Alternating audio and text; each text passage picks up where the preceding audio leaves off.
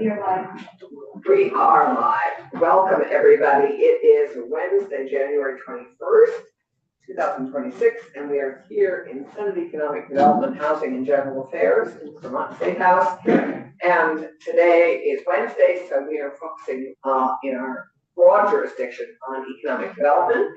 And one of our most important economic development partners is our outdoor recreation industry.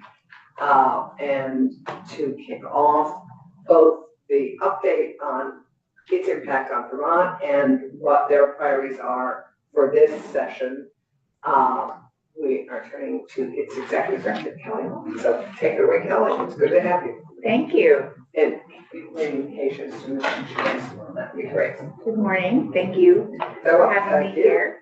For the record, I'm Kelly Ellis, Executive Director of the Vermont Outdoor Business Alliance, and I appreciate the opportunity to speak about the economic development needs of Vermont's growing outdoor sector that contributed $2.1 billion in 2023 to the state GDP, almost 5% of Vermont's economy. VOBA is a nonprofit statewide organization established in 2018 with a mission to educate Vermonters about outdoor recreation, strengthen Vermont's outdoor industry, and cultivate a skilled workforce in all of our urban and rural communities. And just a note, that's where your work also intersects with our other work, which is workforce development. And as I recall last year, one of your asks really were around financing some workforce development. Yes, and I'll provide a little bit of an update in this presentation as it relates to our economic development ask. And that work has been in full swing for a while. Right. Our 155 members are values-led and revenue generators as the manufacturers that make our gear and apparel, the retailers that sell it, the outdoor centers, lodges, and trail builders that ensure places to play, and the guides, educators, and creatives that tell our stories to Vermonters and visitors. The positive social and economic impacts of outdoor recreation are only possible because of ongoing investments by both the private and public sector, which is why we are pleased to hear the governor yesterday in his budget address identify the Vermont Outdoor Recreation Economic Collaborative, or VORAC, as a program that is making a real difference to our outdoor economy. We fully support the $500,000 proposed in the governor's recommend within the Department of Forest, Parks, and Recreation for one-time general fund dollars for grants that strengthen communities, grow local economies, and inspire stewardship of natural resources. This funding is an important step forward and one which we hope leads to base funding in the future. We hope you'll consider including the FPR VORAC grants for $500,000 in your committee's economic development bill. It will already be in the governor's budget. Yes. So we can either support or not. I'm not sure we need to include it in our budget ask. Yes, David? Yes. Just to give us clarity to it. 51 projects that you awarded 6.3 million. Can you just give an example of what those projects are? Sure, I am. I'm going to give a couple examples, and we were one of the recipients of the VORAC grants, and we did some workforce and business development projects. So I'll share some of that and describe some of the others that supported businesses across the state. And the intersection of your organization with VORAC. Yes. Because VORAC is I can't remember which is the larger umbrella. Yes, the VORAC is the state arm. It is a state council, a steering committee of public and private members. It was established by the governor in 2017 via executive order, and it is based in the Department of Forest, Parks, and Recreation and the Agency of Commerce and Community Development. So it straddles and represents both those agencies and informs the administration on outdoor economy. And VOBA is an independent nonprofit statewide organization led by the industry that is primarily driving forward the economic development priorities. And we are very much in sync. That's helpful. I think that's helpful for us as we look at all the particularly the financial recommendations. Right. Right.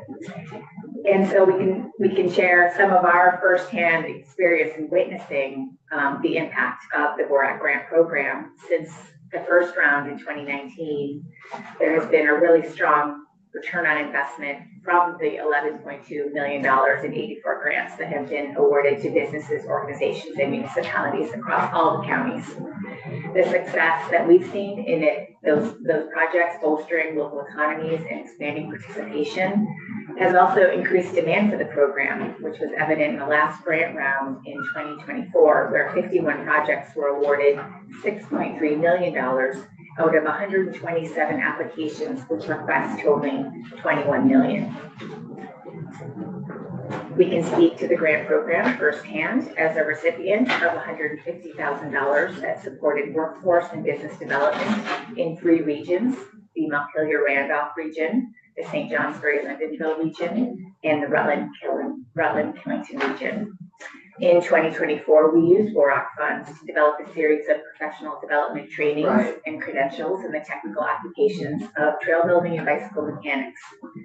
We hosted 4 multi-day courses involving 24 professionals and 10 employers, and we supported a certificate at Vermont State University, all of which led to internships, job placements, and career advancement. The VORAC funds also supported us to launch a career pathways portal for the outdoor sector, where job board pages continue to be the most visited and career spotlight videos the top performing on social media. And most importantly, the VORAC grant was a springboard for VOBA to expand our technical training program, especially in 2025 when we received an Economic Development Authority grant via the Department of Tourism and Marketing. And I know Commissioner Pelham presented on this last week. We were able to expand our program to 15 workshops in trail bike and ski, training 116 professionals, of which 23% were women, BIPOC, and LGBTQ community members. It also involved 60 businesses as instructors, employers, and hirers. And we also used BTSU classrooms. It was a Nice partnership. Education. Yeah. And this year, our program extends even further. Sorry, just before we leave that, how many actual certificates, it's their career advancing certificates or career enhancing certificates were awarded in that, or? There, BTSU issued 1 Sustainable Trail Building certificate from BTSU. VOBA administered or awarded 15 certificates. They were industry designed, industry led, and created certificates in trail, bike, and ski. So each Not necessarily honored, not certificates necessarily honored by the academic institution, but created by the business itself and saying, sort of, these are the skills you need and you come. Correct. There were certificates of completion, and the curriculums were designed by the industry so to be very valuable to what they were looking for in the skill sets and in hiring employees post course. Great, thanks. So we're excited that this year we're expanding our program even further into a climate resilient workforce partnership with the Climate Action Office, Department of Labor, Office of Workforce Strategy and Development, and VORAC. And we did present on this last year. And so we're excited we've been able to roll out this work and develop the partnerships across the state in industry as well as within state to advance some shared goals. Terrific. Additionally, with our VORAC grant, we got a lot done with $150,000. We supported a business technical assistance program targeting manufacturers producing gear, apparel, and accessories in Vermont. We supported 40 entrepreneurs with VOBA workshops and events that focused on strategic and financial planning, market research, and trade show participation. This support helped startups and emerging businesses expand their customers and retail accounts, develop supply chains, cultivate leaders of women and BIPOC-owned businesses, and create a brand identity featuring sustainability. You'll hear from us about the outdoors next, but I'll share a few more examples of businesses that have benefited from VORAC grants. Petrocliffs Climbing Center and Mountaineering School in Burlington purchased new mobility and adaptive climbing gear to use in their programming. The renovated Danville train station is home to Lamoille Valley Bike Tours and a gear shop serving users of the Lamoille Valley Rail Trail. The Blueberry Hill Inn in Goshen is developing a strategic plan for their outdoor center, replicating the outdoor hub success in the Mad River Valley. And testimonials from a guide service and trail builder sum up important outcomes for the state.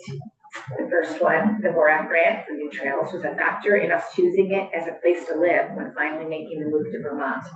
The work done in Randolph has been an example to neighboring communities and added to the economic viability of the downtown. The marketing resources that we developed have led to outcomes such as greater event attendance, higher business revenues, and even people moving to central Vermont. The infrastructure we are developing is helping to build Montpelier's outdoor recreation economy in a time when we desperately need economic development. In summary, we appreciate your consideration of support for the FPR VORAC grant program in your economic development bill. Our VOA workforce story demonstrates how an initial award can cause a ripple effect, leveraging ongoing support and funding for businesses, organizations, and municipalities that are ready to invest in their outdoor recreation. With the average VORAC grant at $134,000, we know a $500,000 investment in Vermont's economy in fiscal year 27 will keep making a real difference to Vermonters. And now is the best time to support VORAC as it implements the statewide vision and priority actions and move forward together Vermont over the next 5 years. With a clear framework for the state and an expanded set of partners on the ground, project support can advance objectives in climate resiliency and equity, themes in stewardship, wellness, and economic development, and sector areas in innovation, sustainability, and career pathways in ways that are strategic and effective. I wanted to make sure you all are aware we have Outdoor Recreation Day at the State House on February 5th. We are very excited to see you and bring constituents to the State House that day. Jill has made us very aware. Yes. And we are clear, thank you. And I believe we may have a witness or two that day. Yeah. So let me just be clear on your ask. Yeah. Is you're asking for $150,000 directly to VORAC and for us to support the $500,000 line item in the governor's budget for one-time spending to VORAC, and you're for VOBA asking for $150,000. We are supporting the $500,000 line item in the Department of Forest Park and Recreation's budget in the governor's recommend for the VORAC Community Grant Program. So I wanted to describe how we spent our $150,000 grant over a 2-year period to support the sector. But today we are solely supporting the VORAC funding line item of $500,000. Okay, so you're not asking for anything from VOBA individually? No. Okay, I wasn't fully clear on that. Okay. Apologies. David or Randy, do you have a question of Kelly? Right, well then let's. I do have a question, and that is, for reporting purposes or otherwise, how do you measure your return on investment? In other words, how do you determine whether or not what you have spent is actually achieving a result that is positive to economic development?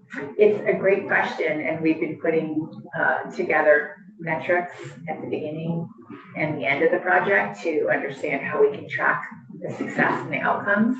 We have been very thorough in our evaluations of instructors and participants of all of our trainings, and have provided reports and summaries of what they found were the benefits. We've also interviewed businesses and the employers that are hiring them or that have sent them to the training to advance their knowledge on how they felt the trainings were effective in providing what they were looking for and being able to support the retail environment and the trail builder environment. And we found, pretty extensive list of outcomes that match what we had hoped to get out of the project. I can't speak for the other projects, but I do know that VORAC has worked to identify economic metrics and been reporting on those economic outcomes of all the projects. And how is the reporting done and to whom is it presented? Currently, it is presented to the funding agencies and to our network of businesses that were involved in the project. So we've been using it internally to design better programs in future editions, as well as to share those results with the outdoor community so others can benefit from how to best train our industry. And then by sharing that with our funders, which are state agencies, we've been able to share those learnings to the departments, the offices, and the state as they are developing workforce Is there programs. something like an annual report that brings all these things together? We have an annual report. It doesn't specifically pull out the outcomes to this grant, but we have a series of final reports that I'd be happy to share on all of the details of the trainings. Are those on your website? I don't think so, but they should be. Yeah. Because they are That would be public great. reports. Okay, we're gonna shift, just given our time, we're gonna shift to Natalie Starr, who is joining us from West Windsor, Vermont. Good morning, Natalie Starr. And you have this presentation also in your packet. Natalie, can you hear us? Are you unmuted? You're still muted because we can't hear you. Can you hear me okay? Yes, now we can hear you. Your Yes, presentation I is- can hear you fairly well, not perfectly, to be honest. You can't hear us well? No, I can hear you okay.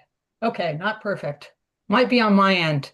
I'm sorry to have slides for you, but No, it's good to That's- see you. Introduce yourself for the record and take it away. okay. So, everyone says a picture is 1,000 words, right? And I've got 5 minutes, so I've No, got. you have 10 whole minutes. Okay. So I'm a volunteer and board member of Ascutney Outdoors. We're down in Brownsville, which is a village of West Windsor, not Windsor. And Ascutney Outdoor, sorry? I'm There you are. It's good to have you. Your name is Natalie Starr. It's great to have you. Yep. Okay. And a little history. I'm with Ascutney Outdoors, a nonprofit formed in 2015. I don't know if you all remember when the ski area, Ascutney, was operating and our town was thriving. And then it opened and closed a few times. And in 2010, it closed for good, went bankrupt. And adjacent to the ski area is a town forest where we were using for recreation. We had some mountain bike trails, people hiked and certainly hunted there. It was forest management.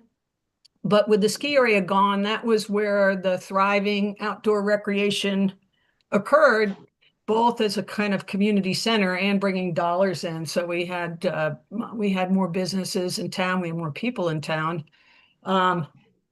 So the town had to decide with the bankruptcy and ended up purchasing this ski area with the help from Trust for Public Lands and the state putting a conservation easement on the land, with the understanding that a nonprofit would form to manage this land and recreation uses so the town didn't have to do it. And that was the formation of Ascutney Outdoors a decade ago now.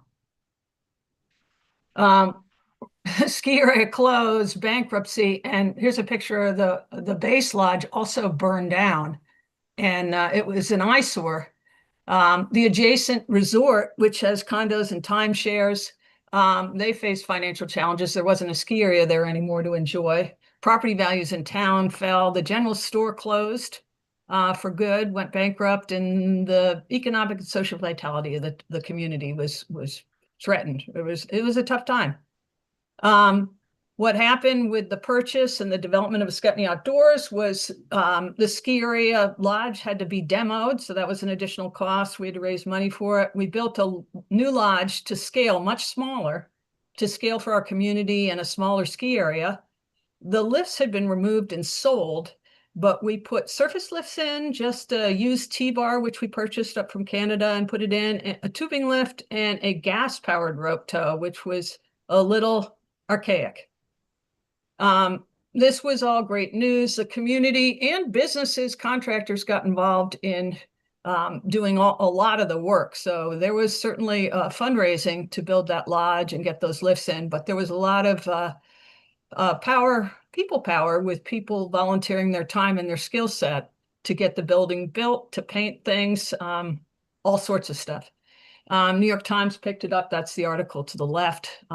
We really rallied together. And what came in afterwards was the VORAC grant, which enabled additional improvements, which were necessary, and we were tired of fundraising and we needed some more money. So we electrified and upgraded the rope tow. That was really important. We purchased ski equipment used for the school ski program, where we give free ski equipment to all the kids in the program from Windsor and West Windsor. Over 100 kids participate. We designed and constructed a skills park for mountain biking and put flow trails in, which are really popular now. We did not have any. We developed our Ascutney Discovery Trail. We had one up on the mountain, but not to town, and we extended it down to town. That's an interpretive trail.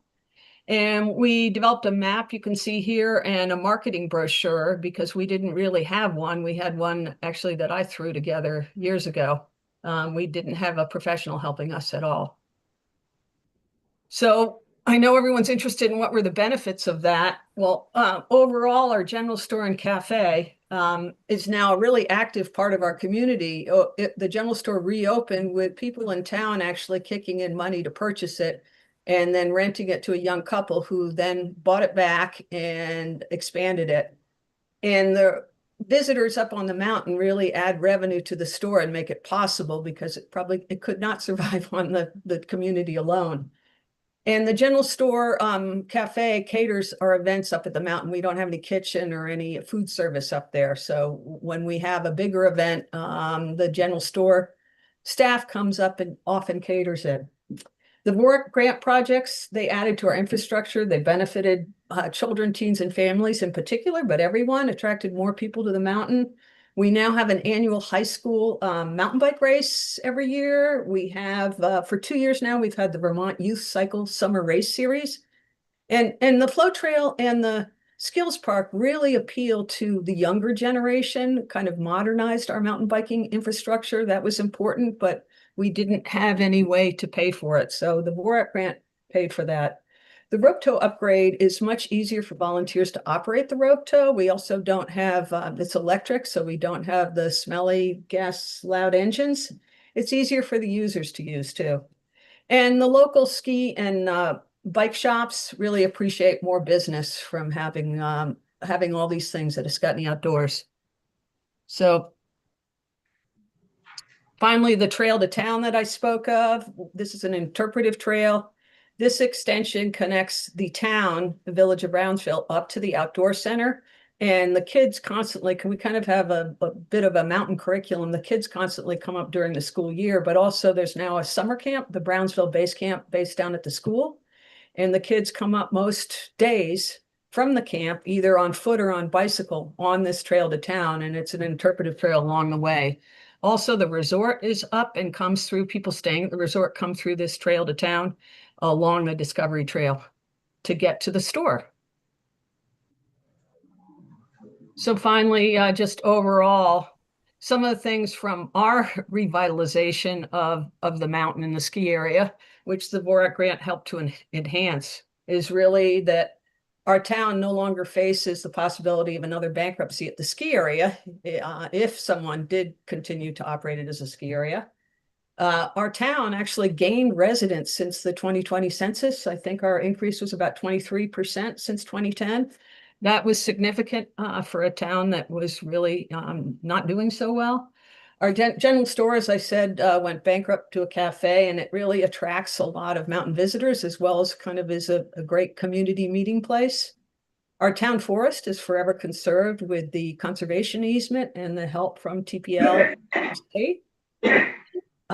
It's really amazing unfragmented habitat, wildlife corridors, and the state park is on the other side. So it really connects a lot of wild area. And finally, it's been great with the community rallying together. And we have recognized that we're stronger when we work together towards something, except for arguing whether or not this mountain should even be purchased and what should be done there. So overall, it's been a great success. So I'm happy to answer any questions that I might be able to. Natalie, it is an incredible success story, and one that needless to say, we're all so proud of. I mean, it's astonishing, but it is really was the we talk about force of nature of a person this was the force of nature of a community, who really willed this and made this and volunteered their time making this a reality. And we all applaud you on this because it's really been such an astonishing comeback story for West Windsor. It's been And great. We don't have the Woodstock Foundation behind us. We have ourselves. No, you're astonishing. Your operating budget now is what? Good question. It's very small, rough 200, something like that. You still heavily rely on volunteers, right, to make this? Yes, I think it's less than 200, honestly. Yeah. And so your grants that you apply for on an annual basis are from VOREC, not from VOBA, right? No, directly. The grant that I'm talking about with those projects was from VORAC. I think it was 2020. Right, that's what it just said, yeah. They are from VOREC, not from VOBA, not from the. No, right. we're not a member of VOBA. Kelly, I might have Right. met you at Trap Skiing once. I don't know. Right. Any questions for Natalie? Because those results are pretty great. The one additional piece, of course, not that Ascutney Outdoors has all to do with the incredible growth of the Grand List, but the Grand List in West Windsor, my guess, has grown significantly, just like sadly, well, not sadly, but one of the challenges we face is rising housing values. But in this case, it's just great because they were on such a decline. Yeah. I mean, our population has grown. Housing's a problem everywhere. We have a housing committee formed. I would say one thing that's been great is that we have more people want to live in West Windsor year round. Which is exciting. Yeah, it's great. It's great. It's It what is. we all want, I think. Yeah, no, this is a huge success story. Thank you. We want a balance between the outdoor recreation industry being in our towns and having the community there. And I think that we've struck a great balance in our town where we hope to keep it going. Yeah, well, we applaud you. Thank you. And if there are no other questions, we will shift. Thank you, VOREC. Thank you, VOBA. And as we develop that bill, we certainly will consider that, supporting that, the governor's ask on that. Just like to apologize for missing it. I promised to watch the YouTube. Yeah.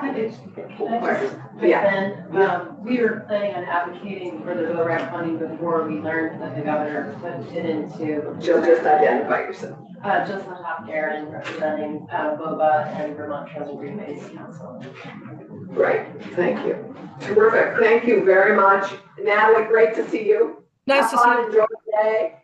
And we're going to shift to one of our economic development partners, the Public Assets Institute, for their update and priorities for this year and proposals for this year. You say partner, do we fund them? No. You're not saying that. What, Public Assets Institute? Yeah. No, it's all private. It's like a partnership in a friendly way. In a partner, okay, fair enough. Not in a friendly way. I think I always have tech challenges when I come to your committee, so I brought that up. Oh, great. Because my Zoom is taking minutes. Let's just see if I And can get there. Keisha is joining us via Zoom. Okay, great, excellent. I'm hoping this one gets me logged on. I should have done it sooner. So Julie, and we should have done this with Natalie, who didn't probably know us all. Julie, while you're doing that, do you know have you met all of us, or should we just go around? Yeah, I got to be with you last year. Yeah. So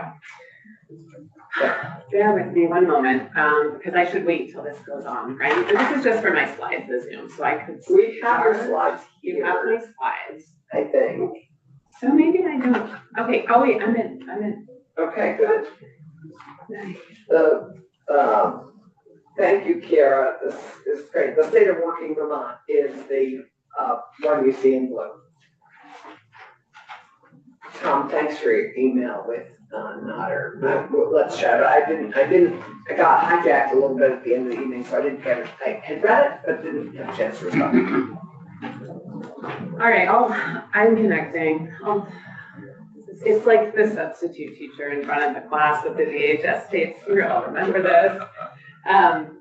Thank you very much for having me. I'm Julie Lowell. I'm the Economic Security Policy and Outreach Director at Public Assets Institute. So I do a lot of the data analysis, a lot of the policy research with our shop. Just as a reminder, we are a nonpartisan, nonprofit organization, and we're really focused on improving the well-being of all Vermonters and advancing racial, social, and economic justice. And we do this through research, fiscal analysis, and public engagement work to inform state policy to improve those areas. So Senator Clarkson had asked me to join you all today, and thank you very much. We're excited to be here to kind of talk about some of our economic development priorities in the state. And so I brought, not a surprise, some data with me today because I think you're up there. I'm on. All right. That'll help Keisha, who's having to participate remotely.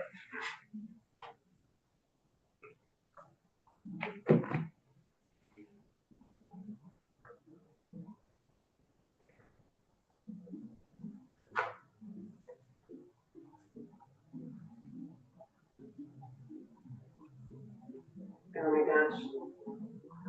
Did I get lost? No. Do you want to send it to Kiara and have her put it up? I think I do have it. I can just share it. Is that okay? I'm sorry. It looks like I just got kicked off. No, it's the Wi-Fi in this room. Okay, great. Thank you. That's really kind of you to say it's not me, it's the Wi-Fi. Okay, so Just keep going. I know that- Catch up with us. all right, She's a and- so. and I'll just let you know when I'm ready for the next slide. So thank Perfect, you. yeah. I apologize.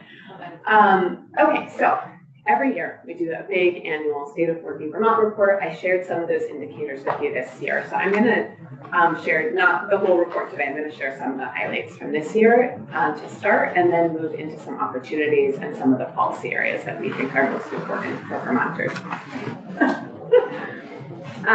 So just as a reminder, the State of Working Vermont report, we've been doing this for 20 years now. I have not been, but I've been doing it for 8. And the report is really aimed to ground people in the facts of the Vermont economy, so to track what's changing over time, put economic indicators into the perspective of the everyday Vermonter and how folks are actually doing. We use a lot of federal data sources like the American Community Survey, which is a federal survey, but that can be distilled down into state level data. And that survey has a lag. So it's the 2024 data, there's a lot of processes to clean that and get that ready to share with the states. And so that comes out in September of 25. So that's why a number of the data points in this report refer to 2024.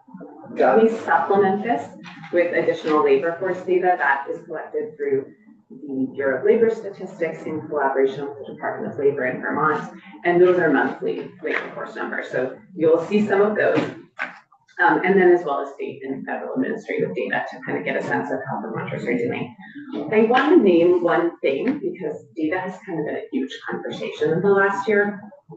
None of the data points in this report have been impacted by any data collection changes, with the exception of in October during the federal shutdown, labor force data was not collected. Right. So there's going to be a hole there, right? And what we're seeing now is sort of a lag time in some of the releases of data. Sorry, just gonna go. Do you need some water? Yeah, I'm sorry, I forgot to bring it over. I was busy with my tech.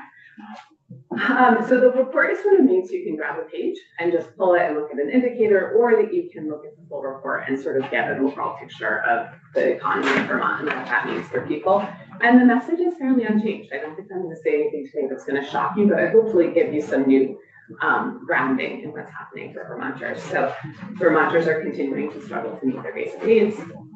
Wealth and income inequality is increasing, and housing and healthcare costs continue to grow further out of reach for people. What the report really tried to do, though, is give a new post-pandemic baseline. So, what we saw during the pandemic. I'm not there yet, sorry. long lead up. So what we found, right, during the pandemic, it could have been a lot worse than it was. We saw really important targeted public investment that kept people out of poverty and actually decreased poverty with the increases in the child tax credits and the pandemic payments. Since then, though, right, inflation has increased, prices have increased, and all of that government investment has gone away. And now we just are not keeping pace with costs. And then in addition, we're facing sort of federal cuts and federal challenges that are making life and continuing to make life harder for Vermonters. So I'm going to touch on a few of the charts and kind of go into more detail of each of those pieces, specifically looking at inequality in Vermont, housing and healthcare costs, and the workforce. And then I'll finish by talking about opportunities in Vermont to address the affordability challenges. So the first chart I brought with you today is one I'm really, really excited about, because what we were able to do is we were able to take the Joint Fiscal Office's basic needs budget, which I think you're all familiar with. Yes, we comes up, Yes. Right, and the basic needs budget just does a much better job of assessing what families really need to get by. The poverty line shows us 9% of Vermonters are in poverty, and that really doesn't tell us who can meet their basic needs. So we took the basic needs budget this year, and Joint Fiscal Office has 6 to 7 family types, and we expanded it to an additional 11 to include families with more children. And we were able to account for 74% of Vermonters in this analysis. So we took these 18 different families represented as Vermonters, and we tied it with the American Community Survey data, what Vermonters were actually earning. And the results were stark. And just a note, so this covers 74% of Vermonters. 20% of Vermonters not included are those over 65. And that's because those Vermonters have different tax implications and different spending and spending patterns, and also different costs that they face. So that would be a separate. So this covers everybody up to 65. Up to 65, yeah. And what we found is half of single adults and a third of families with kids don't meet the threshold, which you can see here in this chart. And of course, as you have more children, the number of families meeting their basic needs declines even further. So on the next slide, you can see that families with children make up about a quarter. So we can just see the next slide. Yeah, oh, perfect, thank you. So families who aren't meeting this threshold, it doesn't necessarily mean they're not meeting their basic needs. It means that they don't have the incomes for sort of that flexibility. Maybe they've found an amazing deal on rent, but the landlord's going to sell the property, right? And so it's leaving these families with that stress because they don't have that financial security and flexibility if they fall below this threshold. Some of the families are getting support through the government. So in the next slide, you can see that monthly about 60,000 Vermonters rely on food assistance. And then in the following slide, you can see that 170,000 Vermonters receive health insurance through Medicaid and the Children's Health Insurance Program. You can look a little bit about what the distribution across the state of those two programs. But we know that these investments aren't enough. Right, we know that families on food assistance are often still falling short of being able to cover the cost of food.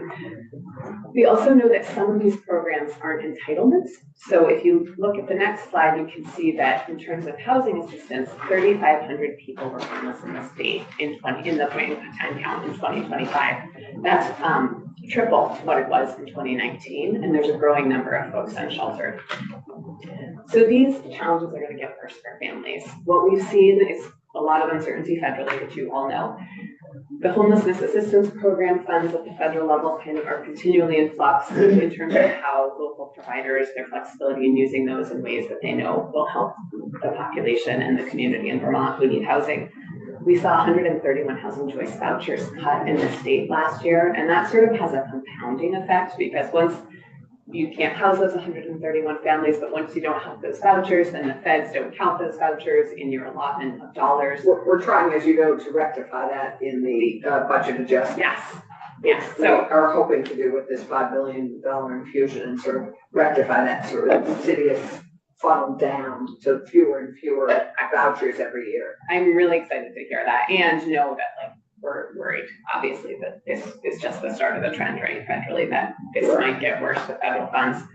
And then with SNAP and Medicaid, there's kind of 3 different ways those benefits are getting attacked. Right? There's new administrative burdens, which is both difficult for people trying to access the program, which probably will mean some of them will fall off. It's harder for the state to administer the benefits.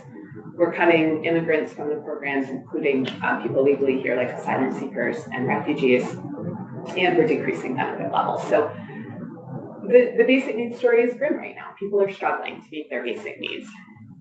So in order to address the shortfalls, Vermont needs to kind of address two sides of the coin, right? It address the wage side and the cost side, and I'm gonna dive into those Thank you, a because little we bit. never addressed the wage side. Well, I'll talk about that, but I'm gonna talk about the costs But we first. all want to harp on the cost side, and we aren't willing to necessarily do the work to actually address the other side. I've got a little bit, I think I do Which more on the side cost. should we be on? So if we get to the next slide, right, this just is a reminder that Vermont has an unfortunate designation Yeah, of having the most expensive healthcare premiums in the nation. This is based on the benchmark silver plan on the health exchange. so before we leave that slide, do you attribute that, or does, perhaps we should ask someone else, but at least it'd be interesting to get your input. Do you attribute this to our community rating? I mean, this is solely a result of our requiring that insurance companies meet our community rating standards. I think I can't answer that exact question. Okay. I think this is a deep question, right? We did a report on the exchange in particular, and there's various ways in which Vermont draws down the premium tax credits that in some ways this can sometimes be an advantage to some portion of the population, but I think in general, the market premiums mirror the exchange premiums, and so it continues to be. But I think you should get an expert help there. Witness.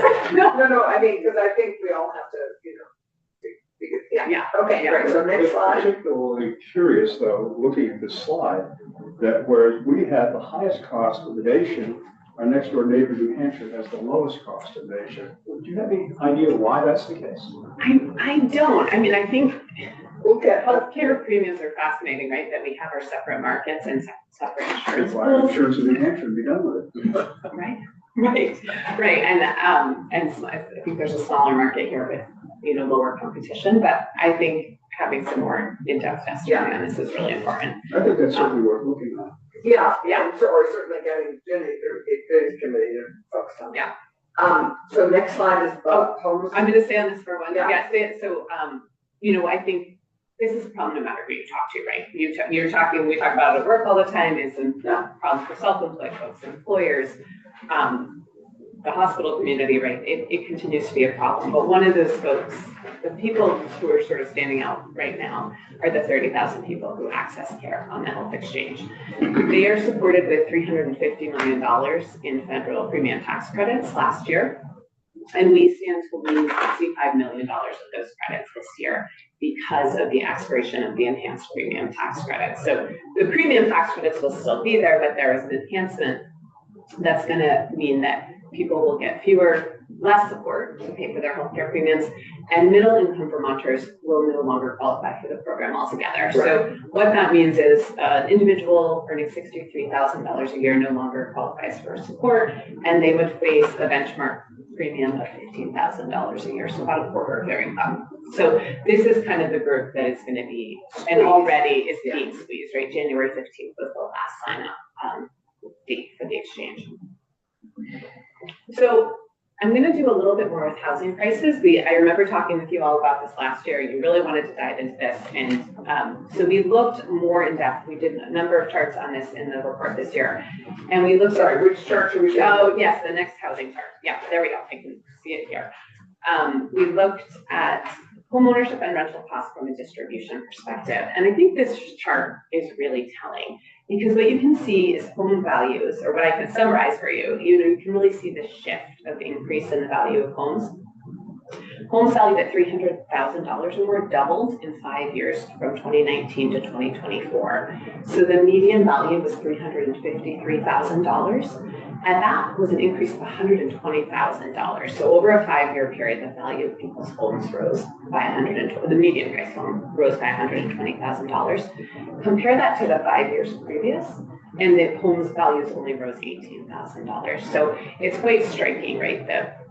The sharp increase. And if you go to the next slide, what you can see is in these 5 years, this is the actual, this is actual sale price of homes, whereas the first chart was the home values. There was a 55% increase in home prices in 5 years, compared to around a 15% increase in household incomes. In 2019, a household with median household income, they could access half of the homes in the state.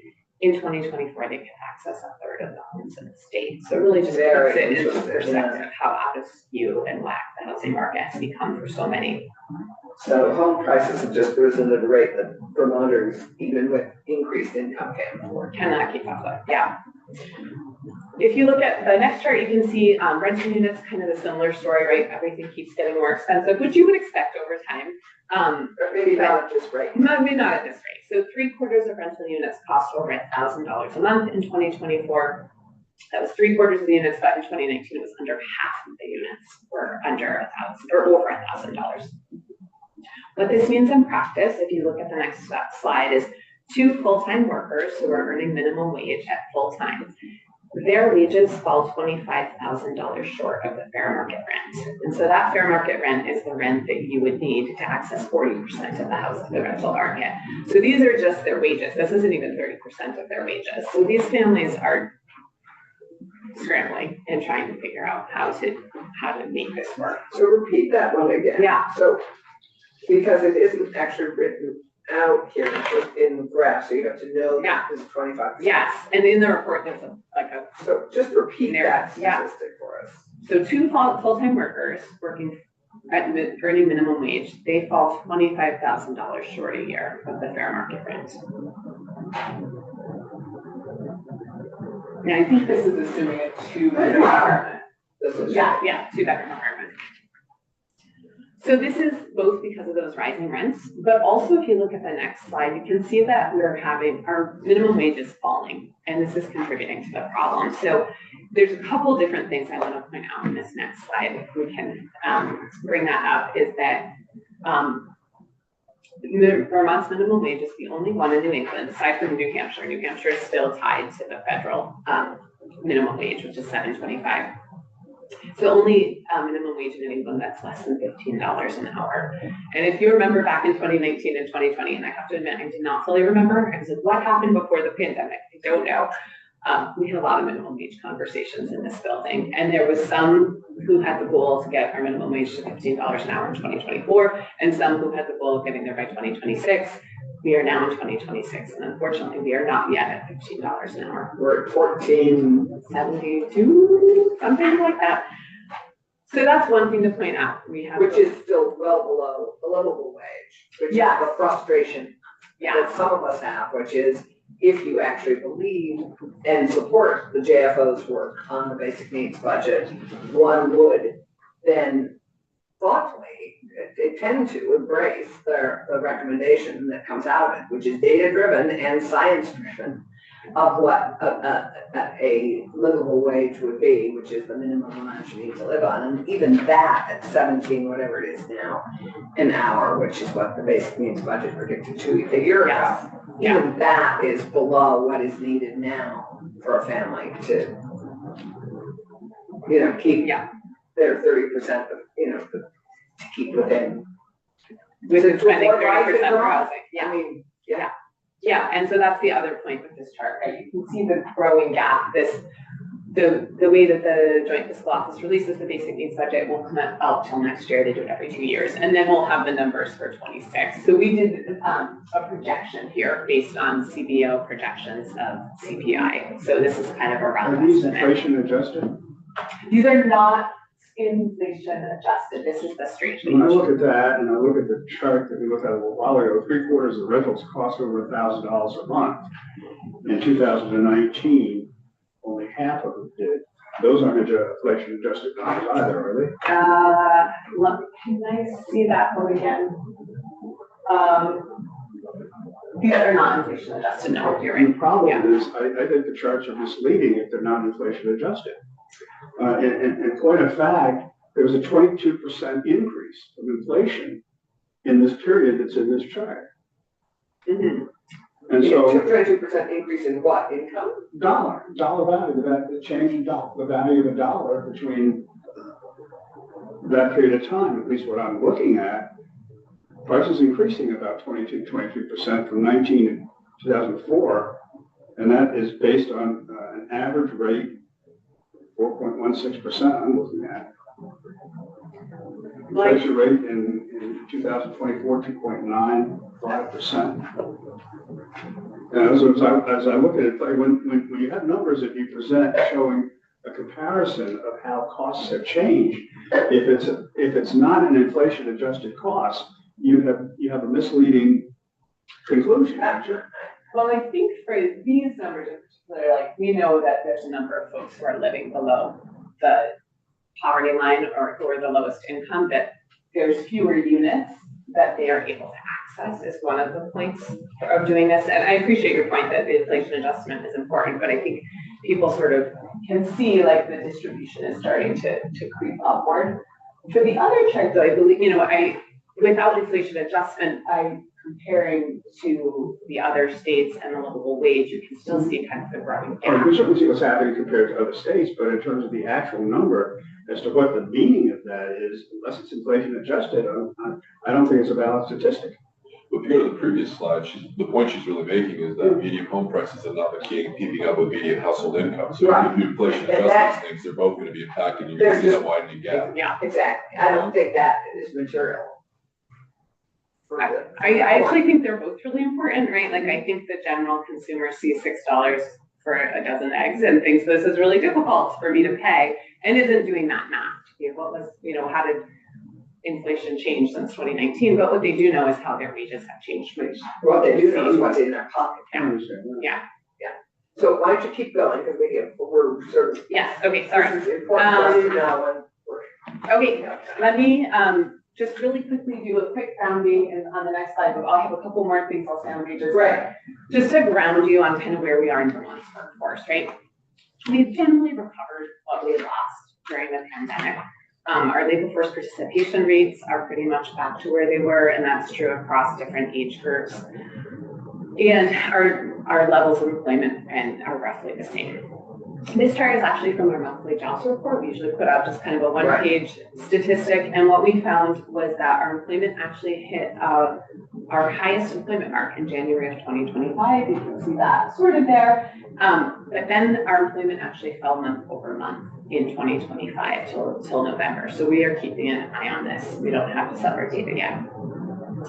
At the same time though, so employment is a count of people working, self-employed, people on farms, maybe they're people in a family business getting paid, maybe not getting paid. Our jobs have not fallen. And a jobs is a count of people in jobs. So if I was working 2 jobs, I'd be counted twice in that statistic. So we are keeping an eye on this. There are some re-benchmark numbers coming out next month that we're going to try to understand why, because often those indicators move together, even though they're not exactly counting the same things. But what we did see, if you look at the next slide, the number of jobs that need to be done haven't fallen. Sorry, the number of filled jobs has not fallen, right? So the number of jobs that employers have people in has not fallen, but the number of people working have fallen. So that means more, the natural conclusion of that is that more people are doing more jobs. It's very possible, and because they're separate data sets, we can't. But Vermont, that has been a constant challenge for Vermont who are income challenged, which has all sorts of other ramifications in terms of family life and, I mean, they're just huge impacts elsewhere when people are working too many jobs for a sane life. On the same point, I just haven't seen that kind of data. I'd love to know historically, are we seeing more and more Vermonters having to work second jobs, or is it just consistently the same? But I'm intrigued to explore that more. I think we can get to that. Because we all know anecdotally, that's been true for Vermonters for a long time. But often it's to get over a financial hump, like a kid in college or this or that, a specific thing that they take on. But, okay, thanks. So just to note though, it is important, we are one of 4 states who haven't recovered all the jobs that we had pre-pandemic. So even though our jobs are up this year over last year, we haven't quite recovered everything lost during the pandemic. Ask a question about the slide previous to this. So I'm curious, we take a lot of time to compare pre-pandemic to pandemic. What about 2015 into 2020, were we still on a downward slope? We were on an upward We trend. were on an upward Yes. trend over the 5, Yeah. 10 years. I'm pretty sure, but like generally it's been fairly upward, yeah. Yeah, with a couple of blips during the recession, right? And this is employment, not labor force. So during recession, sometimes you see the labor force grow because people are out of work, but more people are looking for work because labor force accounts, right? Those employed and unemployed. But yeah. So going kind of, of course, this contributes to the story of wages. And on the next slide, you can see, and I believe these are inflation adjusted. Wage growth actually, bottom earners saw the largest rates of growth over the last decade, but their dollar gains were a third of what those at the top brought in. And what we've seen in practice. So sorry, bottom earners had big wage growth, but it's. They had the highest rates, right? They saw the largest percentage of growth, but because they started at such a lower value 10 years ago, they brought in about a little over $6,500 a year compared to over 18,000 for the top earners. And on the next slide, you can see this has been a growing trend over the last 50 years. So in 2022, the top 10 percenters of Vermonters, they held 45% of the income. And you can just kind of see that increasing kind of slowly, a little bit of a up and down line, just leaving less for the rest of folks to be able to meet their basic needs. One part of that story is that productivity in the next chart grew to 47% in 25 years, but wages for those production and non-supervisory workers grew 34%. So if wage growth had kept up with production growth here, that would be $6,500 more per year that a worker would earn in 2024. So How do you relate that? That's an average figure, obviously. Yes, I believe that's the average figure. Yeah. So if wage growth had kept up with productivity growth, they would have on average been earning, each Vermonter would on average be earning $6,500 more a year. Yes. Yeah. Yes. And how do we measure? Okay, this is the median, sorry. So a worker being paid median wages would have $6,500 more a year. And how do we measure individual productivity?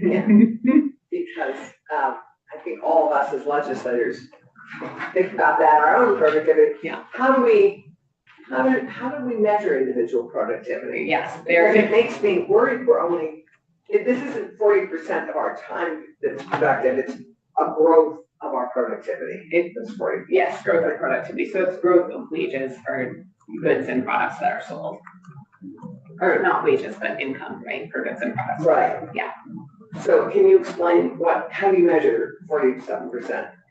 That our productivity has grown 47%. Yeah, so the Bureau of Labor Statistics collects these from businesses. They collect receipts and things, and they look at the growth in those receipts. And I can get you a more detailed answer on this in terms of which survey does it and things like that. And so they look at those indicators that they collect over time. But I'm happy to follow up with that with kind of more. Right, given our time frame now that we're beyond time, but Andy isn't here yet, so we're. Okay, so very quickly then, I will move us to opportunities. The reconciliation bill this summer, it cut Medicaid and staff services along with other things, and it did this to finance tax breaks for the wealthiest. When the bill extended and expanded the 2017 Tax Cuts and Jobs Act, and this gave $700 million in savings to the richest 20% of Vermonters. So what that means for a filer in the top 1%, they would have an average savings of $60,000 annually, which is about 2 times the earnings of a full-time minimum wage worker. So I think there's really some opportunity for Vermont to recover some of these lost taxes to invest in important public programs. You can see in the next slide, and you all know this, right? But just as a reminder, we have a mostly progressive tax system. This is anchored in We have one of the most progressive tax systems in the country. One of the most progressive, yes. It's really anchored in our strong progressive income tax. But the property and sales tax is where kind of we get into the weeds, where things get a little wonky. And so you get pretty progressive and then a little regressive. So there's room there to fix that. There's capacity to recover lost dollars, fix progressivity, and I know there's a lot of conversations in the buildings to look at wealth, which we don't have slides on because it is a much more difficult data point to capture. So with some increased resources and revenue, we would advocate for adjusting that minimum wage, creating a level that is better keeping up with the growing costs of goods, services, and housing and healthcare. The refundable tax credit has been a great mechanism through the child tax credit and the earned income tax credit to put more money in the pockets of families with children. It really is an efficient way with little administrative burden that lets families direct the resources where they need. And of course, investment in healthcare and housing for the most vulnerable are going to be continually important. Yeah, that 65 million a year that we've exposed Vermont families to, whether, that we've lost with federal support on the exchange, that's per year. That will be a huge lift if we decide we have to support families. Yeah. I mean, that's just one that's not food, that's not housing, that's one major piece. Yeah, absolutely. Yeah, the healthcare question is very intriguing to me and one that we would love to have a full-time analyst work on because it's such a big problem and impacts, like I said earlier, everybody in this room, all of our employers, all of our communities.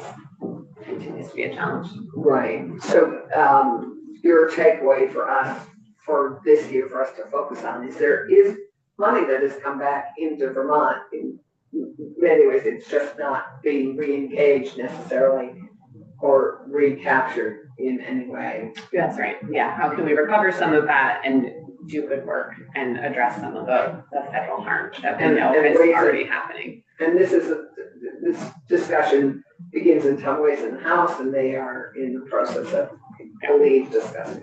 Yeah. Any questions for Julie? It's very interesting, and I think we would love to have you back as we potentially look at how we address the wage piece of affordability.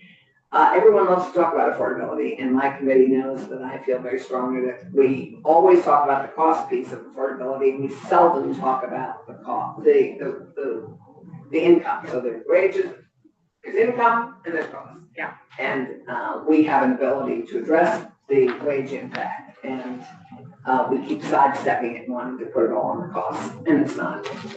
So we'll start spinning up some charts. Yeah. I have a couple. I'm like, I wonder what this indicator looks like that I haven't looked at a little bit. This is helpful. It may not be news people want to hear, but it's helpful and thoughtful, and certainly adds to our thinking about the challenge we all face together, which is how Vermonters can afford to live in Vermont for the next few years. Yeah. For the rest of their lives. Thank you very much. More for the work you're doing. Thank you for having me. Very helpful. Thank you. And we're going to shift gears a bit, but stay on economic development issues and turn to our wonderful partners in economic development, our regional development corporations. And we welcome Andy Chulo, who is the current president of the RDC. Yeah, that's correct. Yes. Thank you. It's wonderful to have you. Yes. And then at about 10:35, we'll take a break for 10 minutes and begin again with another aspect of downtown. Sure. Downtown tax credit. Yeah, so I'll try to keep it brief here. So we fit within that. Keep it with what you need. Okay.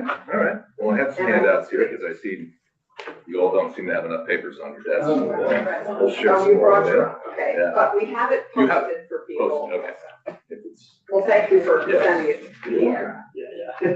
Tom, did you get this? I got it on my PC. I know you do. I'll take one for everyone. Yeah, and we have one for Fish. And Andy, are you wanting to share your screen, or are you okay with the? I'm okay with this. Acacia has it on the screen. Okay. It's on the website. All right, we'll just work off the paper here. So yes, this is our legislative priorities. We thought we would cover these. We keep them, nice and brief. I know you folks have plenty to do this session. No, this is very helpful. We are interested in. Partners, so. Thank you. We are interested in many things, but we thought we'd keep it fairly simple on the priorities list here. The Regional Development Corporation of Vermont You can see at the top, it says Regional Development Corporations, so we're A/B testing a new name for a corporation. Believe it or not, a lot of smart people put that, we all missed it. Okay, you know what it should say, so therefore right. you skip what it does say. So I think in general, we're looking to recognize and build upon the positive contributions. We've had some great legislation passed over the last few years. That's great. We want to anticipate and react to new economic challenges because they are vast right now, and just do no harm. We have a really volatile time right now. We're hearing from businesses that it's really hard to tell where the economy is headed at this time. And whatever we do, we just want to make sure we're doing it carefully, deliberately, and with data. Veggie. So we may do make decisions that are careful and deliberative and thoughtful, Yes. and you may still think we do harm. No. Andrew gets it. Yeah. So, I mean, we always think our decisions are made thoughtfully Yeah. and carefully, and, so, I mean, when you say do no harm, what do you mean? Well, I mean, just that we're careful. Of course you do Okay, we don't carefully want to do consider any your. harm to our economy No. at this moment. Of course. Do you want me to name the RDC director that made me insert that? No, I think we're just saying, at this time, volatility in the business world, and we're hearing that every day as we go out and visit. Keep it stable. Just, yes, I mean, so much supply lines, prices, employment, so much is a question mark. And when you're a business owner trying to figure out, where are we going? Can we expand? Are we in trouble? And All those question marks. we can work, in all fairness, we can work in this building to keep it as stable as possible. And outside forces may derail us completely. Absolutely. Totally I understand. just want to make sure we don't get blamed for everything. Well, I'm sorry. I can't control that, but yes. Okay. Yes, you can. You can help with the It won't come from me, sorry. Okay, Yes. so, So veggie tops the list, and I think, we're all aware veggie utilization is a little frustrating. We haven't seen as many businesses utilizing that program over the past few years as we would hope. It does work really well when it works. So we do have some flagship Vermont companies that have come up through that. Located here, expanded here. It's where it works. It's working really well. so you would support our sunset? Absolutely. I think, in part, some of the constant question, is this program going to be here in the next 5 years, maybe contributing to that utilization, low utilization? I think we heard at the retreat, those of us who were there, that, there are improvements that can be made to that program. And They're working on making those improvements. so are they, or is there any? That's Jessica. Yeah, okay. So it feels like we've kicked the can here 1 year, 2 years at a time as we've done that. And there's always an expression of let's make this thing better. And there's never any assignment of that duty. And we come back a year or two later. Well, the assignment is with the Vermont Economic Progress Okay. Council. Okay. And I think if we, Yeah. I think we need to have that conversation with Sure. Jessica Sure. and what they're planning on doing to make it easier for companies to access. But as we also discovered at the Betsy retreat, it's not for everybody. Veggie is for a company at a certain level of growth. It is not for a startup. It is not for even early stage. It's for a mature company. Yeah. And trying to make it two things at once could be harming to grow. Yeah, I think that we all heard that there. I was at the retreat. I was impressed by the consultants and the work that they had done, and hope that they get to continue their work. I understand there's been an ask for some funding to continue to work with those consultants. We have. That may or may not have made it in the budget, but We haven't had a Betsy ask on that yet, have we? And I just, looking at my committee members, and I don't believe we have. okay. I think their main ask is to sunset the veggie. I think we had finance, didn't we? We talked about veggie in the sunset last week. Sunset, Yeah. yes. Yeah, because that's where our bill went. Yeah. Okay, yeah. But we're gonna reinforce it here. All right. Correct. Thank you. So the second priority we have is we have this great program through Building and General Services called the Economic Development Program. That is a small grant, and it actually, not a lot of folks have heard of it, and I think that's sort of a good thing. It's been non-controversial and it works really well. I served on that. Isn't that great? Yes, that's right. You're on We the have board. already discussed that in this Okay. big bang for the buck. Big bang for the buck, and sort of ticks the box that everybody seems to be searching for with the small businesses and veggie. Would you agree with that No, I don't assessment? think it's related to Yeah. veggie. I think it's just Yeah. small businesses that need an investment a modest investment, which they have to match. Yeah. It has to ideally grow jobs. But these are investments of, $10,000 to $25,000. These are not huge investments. We only have $300,000 to work with. Yep. We work with the Commissioner of Buildings and General Services. And Edie Branning and I are the two legislators that served on it. We really had a great process. We did this in December and made the decisions. And, it's everything from a machine to help make donuts better and faster that will mean there's a growth in that business with one employee. I mean, it's really rubber on the road, growing economic development in very small but impactful ways. Yeah. And for us, we go around to these businesses, you can see the impact that it has. Just a small investment, big impact. Like you said, another machine, expansion to their business, puts a couple more people to work. So this is, are we talking about the same grant? Because the grant we had was $300,000 through the capital bill. This is so building and general services, and there's 4 categories. Are you on all 4 categories? Is the economic development? Okay, yeah. I think so that's the total, is the 900. Okay, yes. Let's throw it to a minute. 900 for the economic development portion of that. We'd love to see that bumped up 10%, just to recognize that inflation is taking a hit. To our institutions committee. Great. Yep. There were a lot. It seemed like there were a lot more that just didn't get funded this year, just because the applications exceeded the pool. And we've seen great successes for those. Priority 3, Act 181 timelines. You have a balance to make between the environment and growth, and we leave that to you, your capable hands, and that's a difficult decision you have to make. But we're seeing the interim exemptions really working, starting to take hold. Everything goes a little slower than you would hope with development, so we are seeing. Where's your best example of the interim exemptions working? A specific one isn't, I don't think I don't have a specific one in front of me. I could supply that. Yes, I mean, I can do the same. Yeah. But there's definitely people taking advantage of those exemptions. They have been for a couple of years. Yeah? No. I will give you some. Yeah, no, I mean, if we're Yeah. going to say that they're Yeah. working, it would be great to have Yes, 4 or 5 absolutely. examples of Sure. where they're working really well. Yeah, we do that. I wish we were having Grand Isle County as much as the other areas, but yeah, definitely I can get you some examples of those. I think that'd be helpful. Yeah. Because we're on the other side of it. Keisha's joined us again, and she's having to be remote today.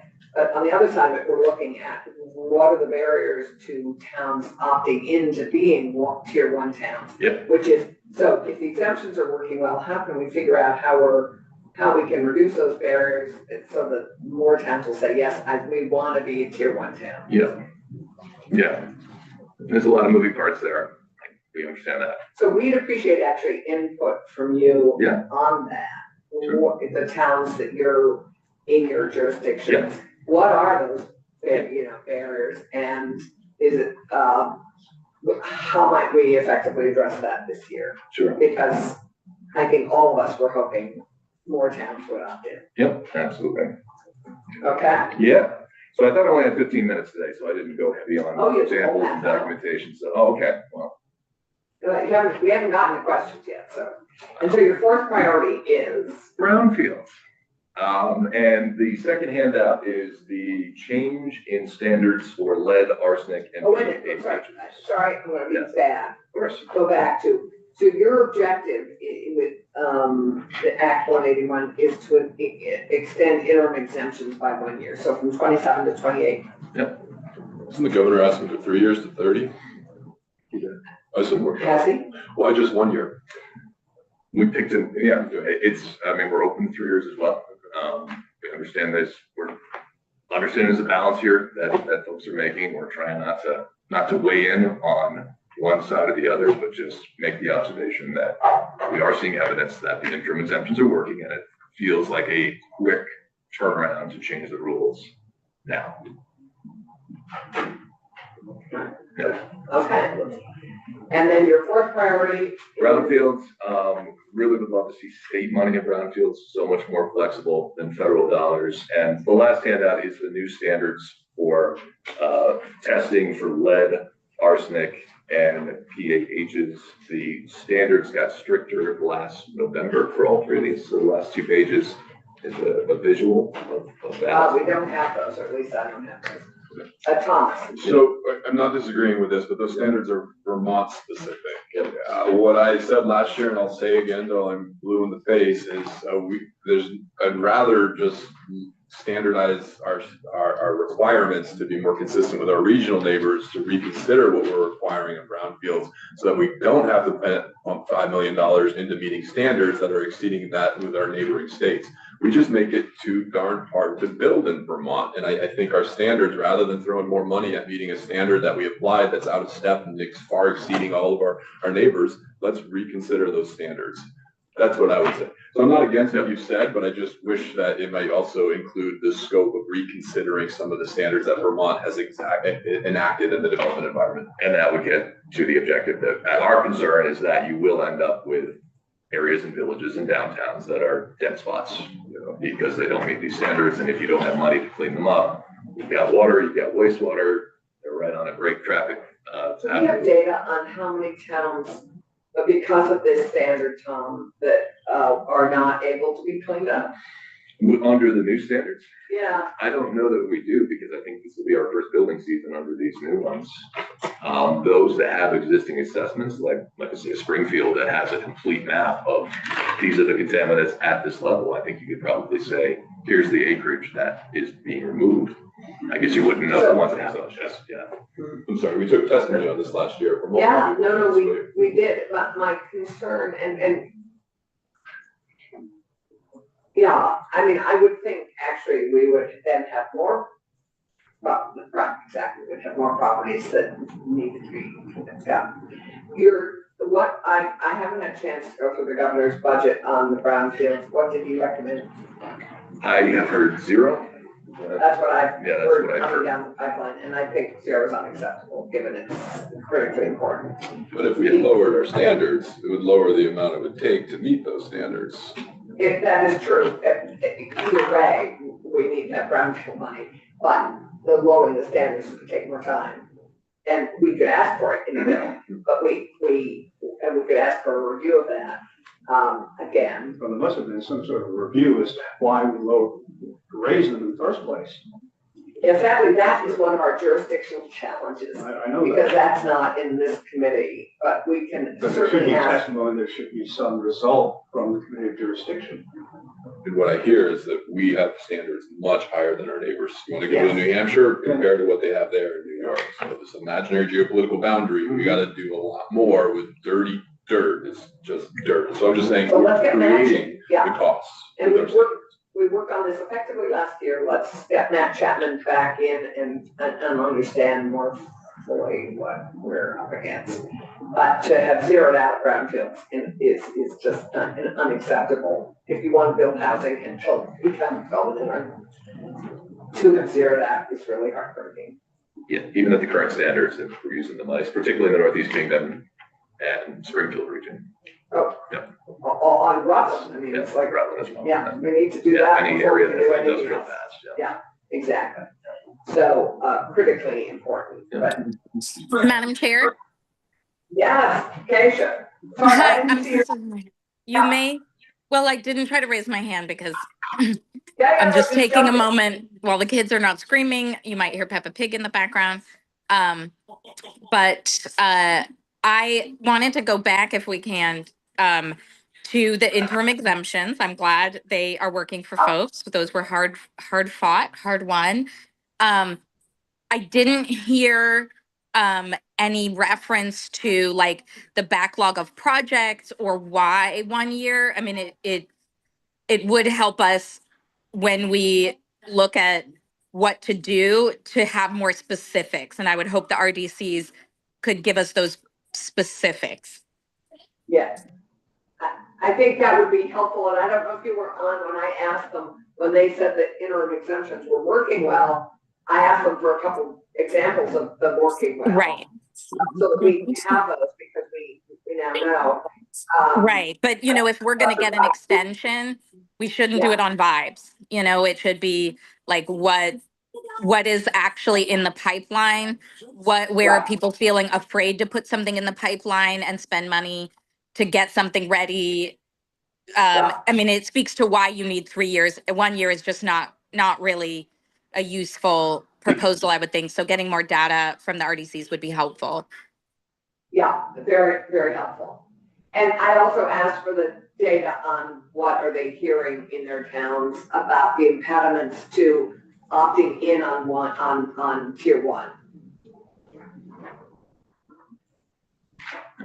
Yeah, we can provide that in 3 years, would certainly not hurt our feelings. We didn't know what the ask would be in the governor's budget. It was, Right, well, so, yeah. No idea. So the chart that you brought with us, share what that, is that all brownfield data? Yes, these are the new standards. Okay, and does Yeah. Kiara have that? Yes. Okay, great. And those, just remind me, because Claire and my committee remembers better than I do, when did those get enacted? When were those good? Well, there's a timeline. It's actually been kind of sneaking up for several years here. There's a timeline on this, the various phases, and it looks like it started in 2017 and kind of there's a review process to Right. revisit this, yeah. So we've been living with these new requirements on brownfields since 17 or? No, the new requirements kicked in November of 2025. Okay, so they're brand new. There were other ones before then too. I just think what I hear from developers is we make it too difficult and too expensive to deal with dirt. And so I'd just like to reconsider some of our standards. And we dealt with that last year. I mean, we dealt with it a little tiny bit. We allowed for another permitting process for them to be able to retain the standards of the site, but. Much simpler and hopefully less expensive. Let's find out from Matt Chapman how that's working. Yep. And let's, see what we can do about, we keep raising the bar. It's not unlike our energy code. But when we raise the bar and then try to fund the ways to meet that bar, but dog trying to eat his own tail. I don't disagree. But I mean, it's what we face with in a number of regulated areas. Great. Any other questions for Andy? Remind us how many towns you represent in Grand Island. Me personally, 5. Yes. So you don't. Portion of Senator Brock's district in Albert. So you don't have Franklin County as well? No, that's Tim Smith. Yeah. Well, that's right. Yeah. So you have 5 in Grand Island. Hence you being given the additional burden of being chair of the RDCs for this year. Yes, It's until like your July 5th, 1, 6th, and then you'll have Erica in this chair. Right. No, it's wonderful. Happy doing this. This is great. Okay, if we have no other questions for Andy, I think we will go off live, come back when we have the Vermont Downtown Program. We're going to be talking about downtown tax credits and other economic development pieces we can be adding to this. Let's go off live. Thank you. We'll see you back at 10.